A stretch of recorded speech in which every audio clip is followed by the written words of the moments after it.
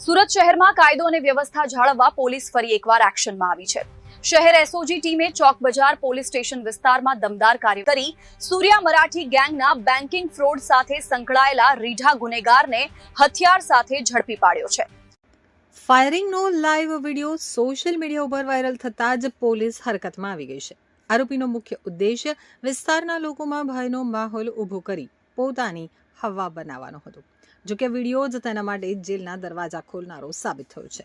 શહેર એસઓજી ટીમે technical surveillance અને બાતમીદારોની મદદથી આ શખ્સને પિસ્તોલ સાથે ફિલ્મી ઢબે દબોચી લીધો છે। એસઓજીની ટીમને ચોક્કસ બાતમી મળી હતી કે ફાયરિંગ કરનાર રીઢો ગુનેગાર દીપક કુટેકર ચોક બજાર વિસ્તારમાં અખંડ આનંદ કોલેજની બાજુમાં વિરામનગર સોસાયટી પાસે ફરી રહ્યો છે। પોલીસની ટીમે વોચ ગોઠવી વિરામનગર સોસાયટીના ગેટ પાસેથી દીપક કુટેકરને દબોચી લીધો છે। પોલીસે તપાસ કરતા તેના કમરના ભાગે છુપાવેલી 35,000ની કિંમતની ગેરકાયદેસર પિસ્તોલ મળી આવી હતી। આરોપી મૂળ મહારાષ્ટ્રના મહાડ તાલુકાના વાળંદ ગામનો વતની છે। હાલ તે વેડ રોડ પર માધવ એપાર્ટમેન્ટમાં રહે છે। ધરપકડ બાદ આરોપીની કડક પૂછપરછ કરતા ચોંકાવનારા ખુલાસા સામે આવ્યા। દીપકે જણાવ્યું હતું કે વર્ષ 2024માં હિતેશ સોલંકી નામના શખ્સ સાથે તેને મોટો ઝઘડો થયો। એ સમયે હિતેશ સોલંકીએ દીપક ઉપર ફાયરિંગ કર્યું હતું। આ હુમલામાં દીપક બચી ગયો, પરંતુ તેના મનમાં બદલાની આગ સળગી રહી હતી।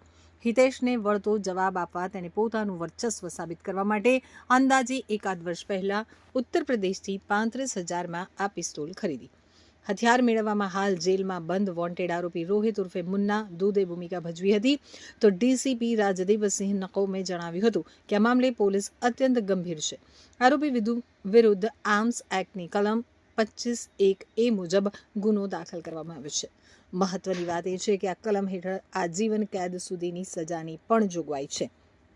પોલીસ હવે એ દિશામાં તપાસ કરી રહી છે કે આ હથિયાર ઉત્તર પ્રદેશના કયા સપ્લાયર પાસેથી આવ્યું હતું અને મુન્ના સિવાય આ નેટવર્કમાં અન્ય કેટલા લોકો શામેલ છે।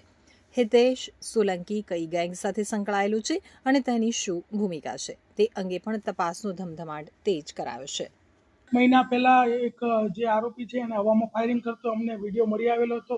તો એના અનુસંધાને અમારી ટીમ સતત વોચમાં તે દરમિયાન એક આરોપી જે છે દીપક કુટેકર કે જે સૂર્યા મરાઠી ગેંગનો છે, એ ગઈકાલે પિસ્તોલ સાથે પકડાઈ ગયો છે, જેની કિંમત 35,000 છે।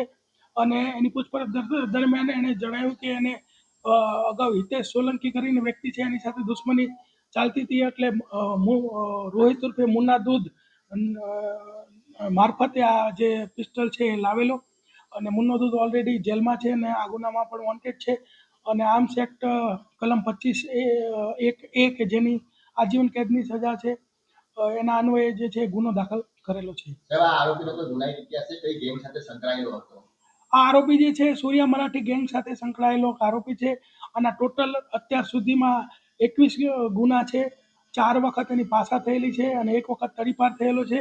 અને આ ગુનાઓમાં મુખ્યત્વે એટ્રોસિટી, રાયોટિંગ, ફાયરિંગ, મારામારી, ખૂનની કોશિશ અને એનડીપીએસના ગુનાઓ દાખલ થયેલા છે। એને હિતેશ સોલંકી કરીને એક વ્યક્તિ જે છે એની સાથે દુશ્મની ચાલતી હતી, એટલે એના બચાવવા માટે આ પિસ્તોલ રાખતો હતો। એ તપાસ અત્યારે અમારી ચાલુ છે કે હિતેશ સોલંકી કોણ છે।